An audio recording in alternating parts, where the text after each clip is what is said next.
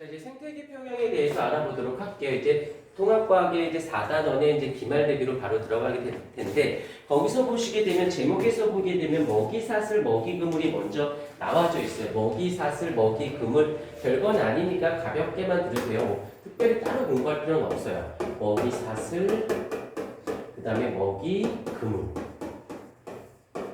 이거는 따로 공부하지 말고 영상 몇 번 보고 문제 풀면서 거기서 그냥 이해하도록 해요. 그래서 여기서 보게 되면 먹이사슬을 보게 되면 거기에 보게 되는 생산자의 최종 소비자까지 관계를 밑줄, 관계가 사슬처럼 밑줄, 그다음 밑에 먹이 그물은 서로 복잡하게 얽혀 있는 밑줄. 키워드만 잡는다라면 이건 뭐예요? 그냥 단순하게 사슬이라는 건 체인 같은 거야. 체인. 그래서 고리. 그래서 생산자. 하고 그 다음에 우리 1차 소비자를 다른 말로 뭐라고도 하는데 생산자를 먹고 사는 동물. 풀을 먹고 사는 동물. 그렇지. 초식동물. 그 다음부터는 육식동물을 좀 나눠서 잡아먹는데 서열적인 부분은 1차 소비자. 그 다음에 뭐 2차 소비자 어쩌고 저쩌고 쭉 가서 마지막에는 최종 소비자라는 말을 쓴다라는 거. 어려운 거 아니고 그냥 한 번만 듣고 가시면 돼요. 먹이 그물은 이거랑 조금 다르게, 자, 생산자는 우리가 제일 많이 기억하고 있는 건 아마 식물일 거야. 그러면 식물 입장에서 어떤 게 있을까? 무슨 소나무도 있고 대나무도 있고 이런 나무 이름, 식물 종류, 들 이런 것도 말을 하면 그물이라는 말이에요. 그러면 여러 개가 있을 거 아니겠니? 그다음에 뭐 누구는 무엇을 판다는 뭐 대나무를 먹고, 그다음에 코알라 니콜라스 잎을 먹고, 어떤 소는 웬만하면 쭉대기는 다 먹고, 뭐 이렇게 종류들을 썼으면 그물이라고 하고, 사슬이면 그냥 통칭해서 하나 나오는 것을 말하고, 초식동물 그러면 우리가 뭐가 있을까? 처음에 뭐 토끼.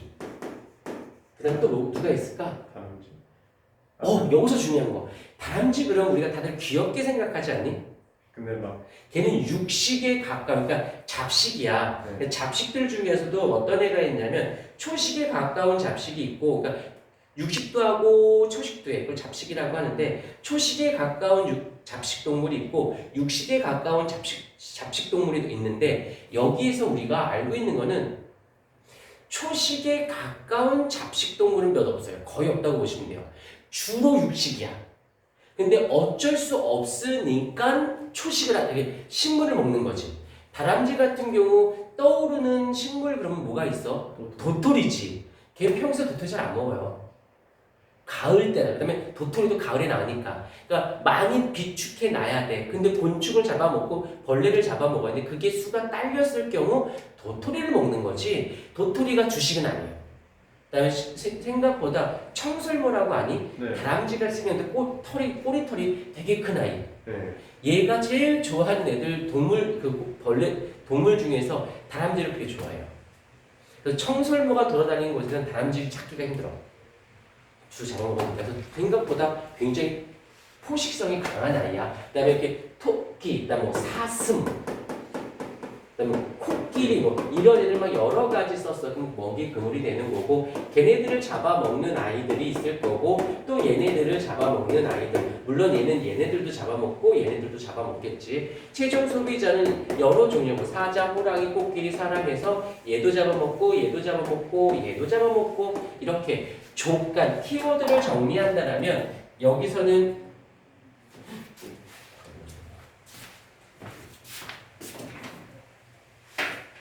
에서 보게 된다면 종류별로 이렇게 구분을 해놨다라고 봐주시면 특별히 어렵지 않고 그냥 넘길 수 있을 것이고, 그 다음에 거기서 보게 되면 여기서 굳이 시험지상에 나온다면 그 밑에 동그라미 좀 쳐줄까? 에너지의 흐름이라는 말에다가 동그라미 좀 쳐주자. 에너지 흐름.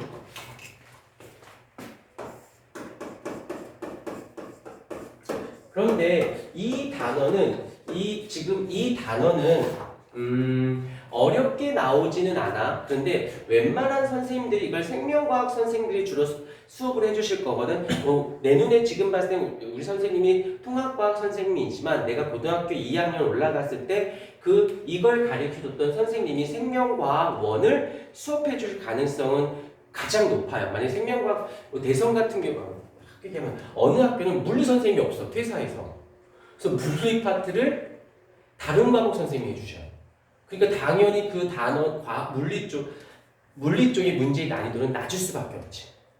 그렇게 되는 경우도 있고 학교마다 조금씩 그런데 여기서는 주로 누가 담당해 주실 거냐면 생명과학을 전공했던 생명과학 쌤이 아마 강의를 해주실 거예요. 이 얘기를 하는 이유가 뭐냐면 이 선생님은 통합과학에는 이쪽 생태계 파트를 통합과학으로 보질 못해요. 왜냐면 시야가 너무 크신 거야. 그렇기 때문에 여기서는 생명과학의 그 1단원, 원파트, 단원, 생명과학 원, 단원, 내용 플러스 문제를 여기서 출제할 거예요. 그래서 여기선 당연히 통합과학으로 당연히 문제도 풀어야겠지만 여기서는 거의 생명과학 원에 있는 생태계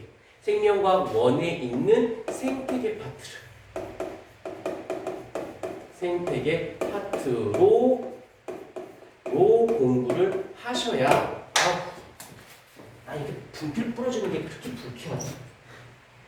약간 뭐랄까 그런 게 없잖아. 비 오는 날에는 잘 부러지긴 하는데 비 오는 날에 좀 살살 쓰려고 하는데 근데 웃긴 건 되게 웃기다. 흰색 분필이나 노란색 분필이나 파란색 분필이나 빨간색 분필을 모두 다 그냥 색소만 넣은 거야. 똑같은 재료에 색소만 넣었는데 희한하게 파란색 분필은 유독 잘 부러져. 희한해. 흰색 분필은 잘 안 부러져. 그럼 색소 때문일까? 누가 좀 연구 좀 해서 알려줬으면 좋겠어. 근데 아무도 모르더라고.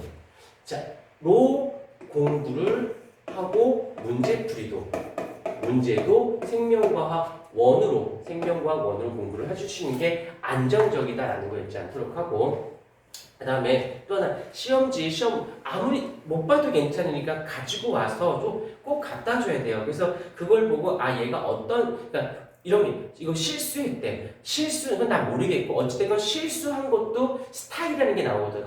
얘는 이런 걸로 실수하는구나 이렇게 볼 수 있으면 중요한 건 원인을 빨리 분석을 해서 그 원인을 수정할 수 있게끔 하는 게 중요한 거지 점수가 좋다 나쁘다 물론 이제 나중에 교과나 종합으로 갈 때도 영향을 주겠지만 지금 빨리 뒤집어 엎어서 내 잘못된 걸 빨리 고쳐야 되는 거니까 가져와서 분석을 꼭 받도록 하시고 자 이제 에너지 흐름이라는 파트를 할 때 이 에너지라는 단어 말고 또 이거와 여기랑 관련된 관련 용어들이 있어요. 뭐냐면 생물량이랑 그다음에 생장량이라는 말도 나오는데 그런 거 몰라도 되고 그다음에 개체수 뭐 요런 것들. 근데 생물량이나 개체수나 어떤 거냐면 만약에 어떤 개체군이 있어. 개체군이 뭔지 알죠? 같은 종 뭐 사자면 사자 무리 뭐 사슴이면 사슴 무리 걔네 같은 종을 얘기하는 건데 여기에서 요게 두 개가 같이 묶일 수 있는 게 개체군 같은 종물의 개체수. 그러면 전체 개체수가 나오겠지. 뭐 100마리면 100마리, 200마리면 200마리라고 했을 때 이건 수적 개념으로 하면 개체수라고 하고 걔네들의 총 질량.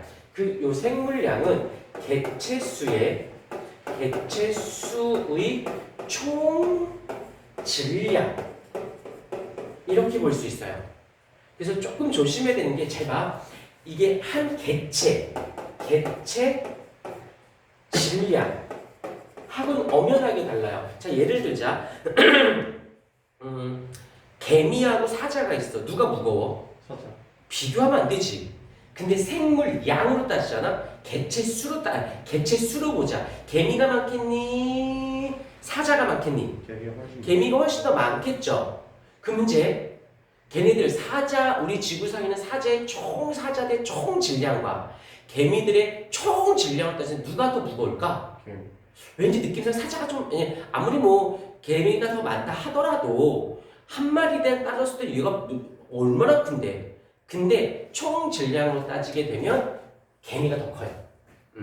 그래서 실제로 총 질량으로 따지면 사람보다 더 무겁다고 합니다. 그래서 개체수로 따졌을 때 우리 지구는 아무래도 개미 쪽이 더 높을 수도 있어. 수적 개념, 외계인 입장에서 봤을 때 나는 이 지구라는 행성에 개체수가 이 지구의 점령군이라고 난 판단할래. 그럼 이제 개미가 되는 거야. 근데 이제 개미가 아니라 사람인 이유가 무엇이냐면 이 자연을 활용하는 정도, 그 다음에 분포, 면적, 그 다음에 다른 생물체 간의 서열 관계, 복합적으로 따졌을 때 우리 인간일 수밖에 없겠죠. 걔네들 우리가 핸들링 하니까 더 많이 하고 있으니까 뭐 그건 사적인 거고, 그러니까 요거랑 비교를 좀 해주셔야 되는 부분인데 여기서 보게 되면 이제 요게 여기하고 이제 같이 이렇게 맞물릴 수 있는 것이 이제 생태 피라미드.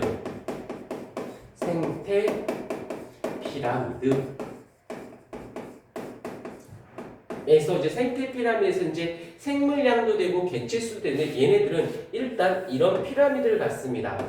여기서 이제 이렇게 써진 게 뭐 생물량이라고 할 수도 있고 생체량이라고도 할 수도 있고 개체수라고도 할 수 있는데 일단은 얘가 이렇게 돼서 여기가 하위 어려운 거 다 알고 있는 거야. 영양 단계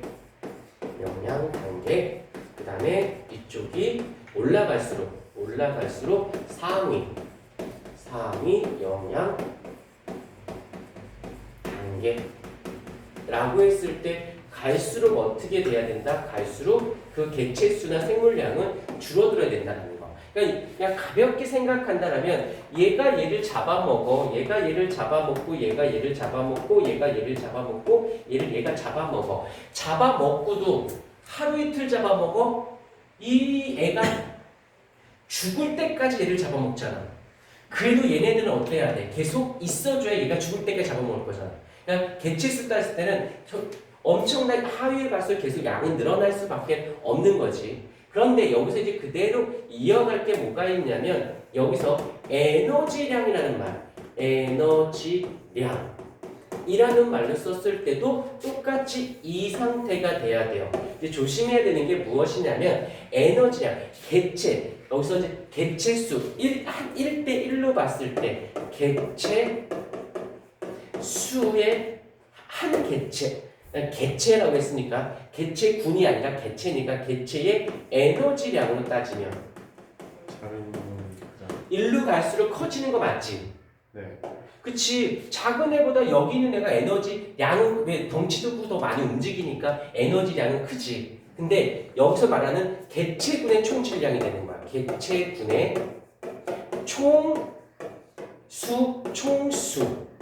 총질량은 에너지량. 여기 어휘가 조금 헷갈릴 수 있어. 그러니까 개체군이냐 개체냐는 말은 엄연하게 달라요. 한마 1대1로 봤을 때, 그 전체 군으로 따졌을 때, 그때 여기가 됐을 때는 어떻게 돼? 상위 영양으로 영양 단계로 갈수록